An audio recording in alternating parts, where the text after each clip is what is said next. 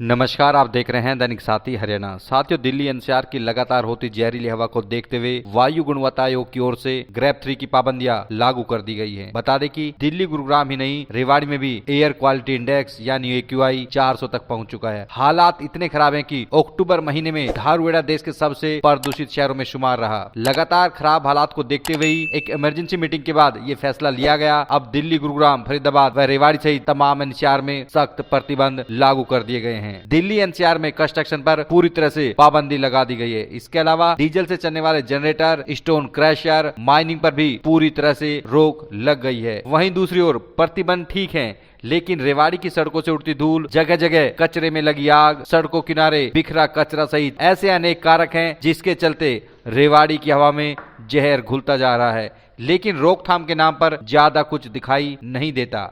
अब आपको समझाते हैं आखिर क्या है ग्रेप 3। ग्रेप 3 यानी ग्रेडेड रेस्पॉन्स एक्शन प्लान तब लागू होता है जब 48 घंटे में भी वायु प्रदूषण की स्थिति सुधरने का नाम न ले। इसमें कई फेज में एयर क्वालिटी इंडेक्स को चेक किया जाता है। पहला चरण जब AQI 201 से 300 तक हो, दूसरा चरण 301 से 400, तीसरा चरण 401 से 450 जो अभी लागू है। इसके बाद चौथा चरण जब AQI 450 से ऊपर पहुंच जाए। वर्तमान में ग्रेप 3 के प्रतिबंध लगा दिए गए हैं। अब आपको बताते हैं ग्रेप 3 में किन किन चीजों पर रहेगा प्रतिबंध। ग्रेप 3 लागू होते ही रेवाड़ी सहित पूरे दिल्ली एनसीआर में सभी निर्माण, सड़क खुदाई, पत्थर तोड़ना, खनन पूरी तरह से बंद। BS3 पेट्रोल, BS4 डीजल गाड़ियां नहीं चलेंगी। कक्षा 1 से 5वीं तक के सभी स्कूल ऑनलाइन या फिर हाइब्रिड मोड पर चलेंगे। कोयले व लकड़ी वाले ईंधन पूरी तरह से बंद कर दिए जाते हैं। डीजल जनरेटर भी इस दौरान उपयोग नहीं किए जा सकते। इसके अलावा धूल उड़ाने वाली सारी गतिविधियां पूरी तरह से प्रतिबंधित कर दी जाती हैं। वहीं यह भी बताना जरूरी है कि आखिर किन चीजों पर छूट रहेगी। ग्रेप 3 के दौरान प्रतिबंध के साथ ही कुछ चीजों पर छूट भी रहेगी, जैसे एम्बुलेंस वाहन, CNG और इलेक्ट्रिक वाहन, BS4 वाहन, विकलांग वाहन, मेट्रो, रेलवे, एयरपोर्ट, अस्पताल,